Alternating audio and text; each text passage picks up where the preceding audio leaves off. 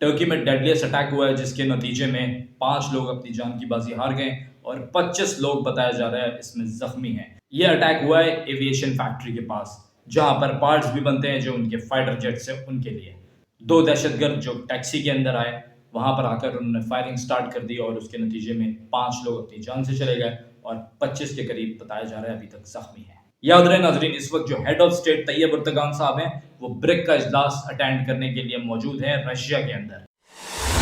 अस्सलाम वालेकुम नाजरीन, मेरा नाम उमर है, आपकी खिदमत में हाजिर हूँ एक नई वीडियो के साथ। सबसे पहले दरख्वास्त है, अगर अभी तक आपने चैनल सब्सक्राइब नहीं किया सब्सक्राइब कीजिए। अगर मेरा काम पसंद है तो वीडियो को लाइक भी जरूर कीजिएगा। दोनों काम करने के लिए आपको सिर्फ एक उंगली लगानी है अपने फोन पर और ये दोनों काम हो जाएंगे। तो नाजरीन, सीजे जो कि या अफरीदी साहब बन गए हैं फाइनली। पहले कहा जा रहा था बहुत सारे हल्कों से कि शायद वो ये ऑफर एक्सेप्ट नहीं करेंगे, लेकिन अभी तक ऐसा कुछ सामने नहीं आया है और आई एम प्रीटी श्योर कि 26 तारीख को वो हमारे नए चीफ जस्टिस का जो ओहदा है वो संभाल लेंगे। पीटीआई की तरफ से बताया गया कि हमने पूरी कोशिश करी इस चीज को रोकने के लिए, जबकि ऐसा कुछ नहीं था। इसका वॉइस वर्सा है। ये क्यों है ये मैं आपको आगे एक्सप्लेन करूंगा। अभी तक इस कॉन्स्टिट्यूशन को पास कराने के हवाले से कोई एहतजाज पीटीआई की तरफ से देखने को नहीं मिला है। खान साहब के बारे में बताया जा रहा है, अमेरिका से ये खबर आ रही है कि 62 अरकान ने जो लॉ मेकर्स हैं उन्होंने बाइडेन साहब को खत लिखा है जिसके अंदर ये कहा है कि सेफ एग्जिट कराएं इमरान खान साहब का, इंश्योर करें इस चीज को कि उनको सेफली रिहा किया जाए। दूसरी तरफ पीटीआई ये कह रही है कि जो कॉन्स्टिट्यूशनल अमेंडमेंट है हम उनको उसको चैलेंज करेंगे। ये शाहीन अफरीदी साहब की स्टेटमेंट आ रही है। पीटीआई के अंदर ना इस वक्त पड़ चुकी है तलाड़े, ठीक है। कोई कुछ कहता है, कोई कुछ कहता है, किसी का कोई स्टांस क्लियर नजर नहीं आता। जब ये एससीओ की समिट हो रही थी तो बहुत से लोग चाह रहे थे कि उस वक्त एहतजाज हो, लेकिन जो पार्टी की क़यादत थी वो नहीं चाह रहे थे कि एहतजाज हो। उन्होंने बड़ी टैक्टफुली इस चीज़ को हैंडल किया, ना उनके ऊपर कोई नाम आया और ना कोई एहतजाज हुआ। अब भी जो पीटीआई की सूरत हाल है वो इसी तरीके की है। पीटीआई के अंदर बहुत सारे लोग हैं जो कि डबल विकेट खेल रहे हैं और मेरा ख्याल में बहुत सारे ऐसे भी लोग हैं जो चाहते नहीं कि खान साहब बाहर आए। दूसरी तरफ मैं अगर बात करूं बुशरा बीबी की, बुशरा बीबी जो है उनको जमानत मिल गई थी और जैसे ही उनको रिहा किया जाएगा आपको फौरन हम उस खबर से आगाह करेंगे। अब मैं बात करूंगा जो टर्की के अंदर डेडलीस्ट अटैक हुए हैं, 5 लोग उसके अंदर जाँ बहक हुए हैं और तकरीबन 25 के करीब लोग जो है जख्मी हुए हैं। नाजरीन, ये वो जगह है जहाँ पे एविएशन के पार्ट्स बनाए जाते हैं जो जहाज़ों में लगते हैं, जैसे जेट फाइटर्स वगैरह हैं। यहाँ पर जो बाहर से जहाज़ लिए हुए हैं वो भी ये वहाँ पर रखते हैं। तो ये कहना कि ये एक बहुत हसास जगह थी बिल्कुल गलत नहीं होगा। वहाँ पर एक कैब के अंदर 2 लोग आते हैं और ये अटैक करते हैं। तो टर्की में भी ऐसी बहुत सारी तहरीकें हैं जो कि दहशतगर्दी फैला रही हैं। आप अगर इस वक्त पूरे खित्ते की सूरत हाल देखें, ब्रिक का इजलास हो रहा है, तैयब उर्दगान साहब वहाँ पर मौजूद हैं और पीछे ये पूरी कहानी हो जाती है। आप इस खित्ते की भी सूरत हाल देखिए जो बनी हुई है। China, India, Russia, even Saudi Arabia और यूएई को भी इसके अंदर ब्रिक के अंदर शामिल किया गया है। पहले ब्रिक क्या था? ब्राजील, रशिया, इंडिया, चाइना, फिर इसको ब्रिक्स करके साउथ अफ्रीका को भी साथ शामिल कर लिया गया। अब मजीद ममालिक को जो पिछले साल जिनको अप्रूव किया गया है उसके अंदर सऊदी अरेबिया है, उसके अंदर यूएई है, उसमें ईरान है और मजीद अभी ममालिक हैं जो कि ब्रिक का पार्ट बनना चाहते हैं। वेस्ट की नजर लगी हुई है यहाँ पर। वेस्ट की नजर इसलिए यहाँ पर लगी हुई है क्योंकि ये पूरा एक ब्लॉक जो बन रहा है, अभी आप देखें चाइना और इंडिया की खटपट चल रही थी, लेकिन उस चीज को बुलाकर यहाँ पर बायलैटरल के लिए एग्री हुए दोनों। मोदी साहब खुद आए उठ के और शी जिनपिंग भी मौजूद है। तो ये खित्ते की जो इकोनॉमी है बेसिकली उसको मजबूत करने की पूरी तैयारियां हो रही हैं। वेस्ट को ये बात पसंद नहीं है। अमेरिका की पूरी नजरें यहाँ लगी हुई हैं क्योंकि अब टेबल टर्न हो रहा है और जब ये टेबल टर्न होगा तो पावर वेस्ट से निकल के हमारी तरफ ईस्ट की तरफ आ जाएगा। तो ये चीज उनको बड़ी खल रही है कि यार ये चल क्या रहा है। पहले वो डोमिनेट कर लिया करते थे, पहले इंडिया को भी बहुत ज्यादा डोमिनेट कर लिया करते थे। अब तो इवन पाकिस्तान के अंदर भी थोड़ा सा उनको सोच समझ के काम करना पड़ता है, वरना ये भी कभी कभार आके दिखा देते हैं। तो इंडिया तो अभी ऐसी इकोनॉमी है जो कि बूम कर रही है, ऊपर जा रही है, इसमें कोई दो राय नहीं है। पाकिस्तान ने भी इस ख्वाहिश का इजहार किया हुआ है कि वो भी ब्रिक का मेंबर बनना चाहता है। अब आगे चल के इस पूरी कॉन्फ्रेंस के बाद इसका इम्पैक्ट क्या पड़ेगा, मैं समझता हूँ इसके बाद ट्रेड मजीद मजबूत होगी इस खित्ते के अंदर। चाइना और इंडिया के जो भी मसाइल थे उनको भी हल करने का एक काफ़ी बड़ा मौका मिल सकता है। कम से कम ट्रेड तो उनकी प्रॉपर होती रहेगी और इसी तरीके से जो रशिया से चीज़ें लेनी है वो भी ये लेते रहेंगे। ईरान को इसके अंदर शामिल किया है तो ईरान के लिए भी ये काफ़ी ज़्यादा बेनिफिशियल है क्योंकि ईरान अभी जिस हालत में है, जो सैफुद्दीन थे कमांडर हिजबुल्लाह के, उनको भी शहीद कर दिया गया है।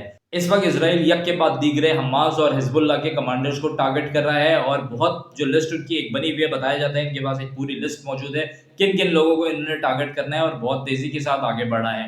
तो इस वक्त ईरान को जरूरत थी कि वो अपनी इकोनॉमी को मजबूत करे, क्योंकि ईरान के अंदर भी कार्रवाइयां हुई हैं और ईरान ही पीछे था, सबको ये बात पता है। ईरान सपोर्ट भी कर रहा था, हिजबुल्लाह को तो बहुत ज्यादा कर रहा था, हमास को भी कर रहा था। तो अब ये चीजें ईरान के लिए भी खुल के सामने आ गई हैं। बहुत सारे हल्कों से बताया जा रहा है कि शायद ईरान अगला हदफ हो। मेरा इस बारे में तज्जिया कुछ और है, मैं नहीं समझता कि ईरान अगला हदफ होगा, लेकिन बहुत से ऐसे हल्के हैं जिनसे बताया जाता है कि ईरान अगला हदफ हो सकता है।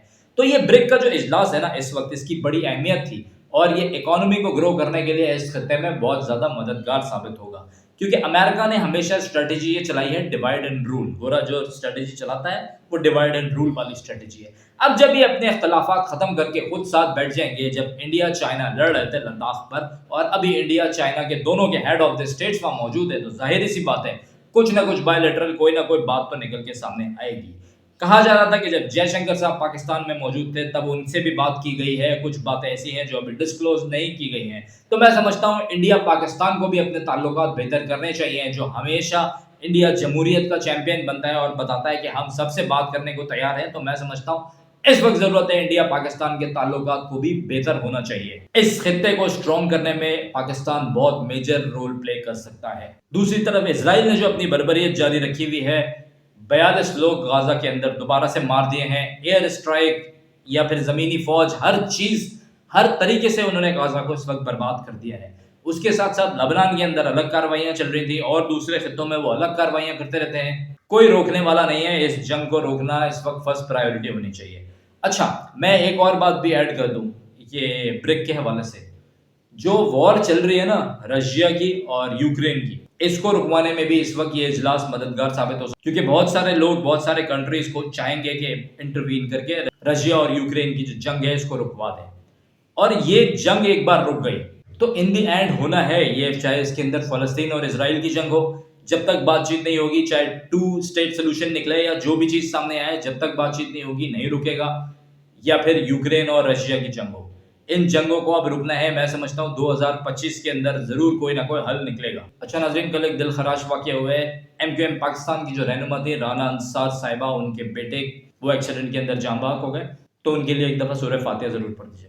अच्छा नाज़रीन, PIA की तरफ से भी एक खबर दे दूं कि जो फाइनल ऑक्शन है ये 30 अक्टूबर को होगा PIA का। तो फाइनली ये सब तो होना ही था, लेकिन अब बताया जा रहा है कि 30 अक्टूबर को फाइनल ऑक्शन होगा PIA का। अच्छा नाज़रीन, अब PTI की उस खबर के बारे में बात कर लेता हूं जो मैंने शुरू में कहा कि ये एहतजाज क्यों नहीं करते। अब जब अमेंडमेंट हो गई, ये इतनी बातें कर रहे थे, तो इसके ऊपर एहतजाज करना चाहिए था। मसला ये है इस वक्त PTI में हर कोई एक दूसरे को शक की निगाह से देख रहा है, तो एहतजाज करेगा कौन? बहुत से लोगों को लगता है अमीन गंडापुर जो है वो डबल विकेट खेल रहे हैं, कुछ लोगों को लगता है बैरिस्टर गौहर साहब हैं जो डबल विकेट खेल रहे हैं। दोनों तरफ से प्ले करते हैं और अब तो यह हाल हो गया कि जैन कुरैशी साहब के ऊपर भी शक करना शुरू कर दिया था। इसके अलावा कुछ और अरकान है उनके ऊपर भी शक किया जा रहा है। तो अब आप इस वक्त PTI की सिचुएशन देखें तो बिल्कुल भी क्लियर नहीं है। तो जाहिर है जब क्लियर ही नहीं है तो ये एहतजाज लीड कौन करेगा और एहतजाज के अंदर रुकेगा कौन? आप अगर देखें बहुत सारी पंजाब की आदतें जो कि सामने आते ही नहीं। इसके अंदर इसी की आदत में मुराद सईद साहब को आप देखें वो डिसअपियर हैं, कभी सामने आए नहीं। जुल्फे बुखारी साहब का मैं नाम लूंगा, वो बाहर मौजूद हैं। आप अगर शहबाज गिल का नाम लें, शहबाज गिल साहब जो बाहर से बैठ के ब्लॉग खड़काते रहते हैं, लेकिन यहाँ पर आए नहीं, ना किसी एहतजाज में सामने थे। दूसरे के बच्चों को डंडे खाने के लिए कहते हैं जी आगे आ जाओ। इसी तरीके से बहुत सारे ऐसे नाम हैं हाँ जो अंदर हैं, जिसमें यास्मीन राशिद साहिबा हैं, एक बुजुर्ग खातून है। मैं समझता हूँ उनको रिहा करना चाहिए, लेकिन मैं समझता हूँ उन पर जो अगर कोई केसेस हैं तो उसकी प्रोसीडिंग जल्दी करनी चाहिए, क्योंकि वो एक बुजुर्ग खातून है। लेकिन उसके अलावा अगर आप देखें और कोई भी, उसके अलावा आप अगर देखें तो या तो कुछ लोग रिपोश हैं जो मेजोरिटी है, या फिर बाकी लोग जो है वो पर्क्स के मजे ले रहे हैं। कोई CM हाउस में बैठा हुआ है, कोई यहाँ पर आकर जो इस्लामाबाद के अंदर है KP हाउस वहां पर मौजूद है, तो उनकी लाइफ बड़ी चिल चल रही है। तो क्यों चाहेंगे वो कि खान साहब बाहर हैं और क्यों करेंगे वो एहतजाज? मेरा ये सवाल है PTI के जो बेचारे सपोर्टर्स हैं उनसे, क्योंकि इन लोगों ने लास्ट टाइम भी देखा कि कभी तो वो गंडापुर साहब U-टर्न ले जाते थे पेशावर से, कभी गंडापुर साहब देर से पहुंचते थे, कभी पहुंचते ही नहीं थे, कभी वापस जाते हुए गायब हो जाते थे। तो बड़ी बहुत सारी चीजें, बहुत सारी कहानियां उसके बाद सामने आई। और फिर ये जो अभी पूरा वोट का मामला हुआ, फिर उसके बाद मौलाना साहब के साथ जो तहरीक इंसाफ की अभी अलीक सलीक बहुत ज्यादा बढ़ गई। पहले क्या उनके बारे में कहा जाता था और अब असद कैसद साहब ने जा जाके उनके यहाँ खाने खाए। तो इस सब पे क्या स्टांस है पीटीआई के जो सपोर्टर हैं उनका, मुझे यहाँ पर ज़रूर बताइएगा कमेंट करके कि आप लोग इस वक़्त जो बेचारे वो लोग जो डंडे खाने के लिए तैयार थे पीटीआई के लिए, वो इस वक़्त कहाँ स्टैंड कर रहे हैं? लोगों को क्या लगता है, उनकी राय क्या है? तो नाज़रीन, ये कुछ अहम डेवलपमेंट्स थी जो अभी आपके साथ शेयर की हैं। उम्मीद करता हूँ आपको मेरा ब्लॉग पसंद आएगा। अगर पसंद आए तो लाइक कीजिए, शेयर कीजिए, सब्सक्राइब कीजिए। 5000 सब्सक्राइबर वाला जो टारगेट है, वो आपने ज़रूर पूरा करना है नाज़रीन। अल्लाह पाकिस्तान का हामी और नासिर रहे।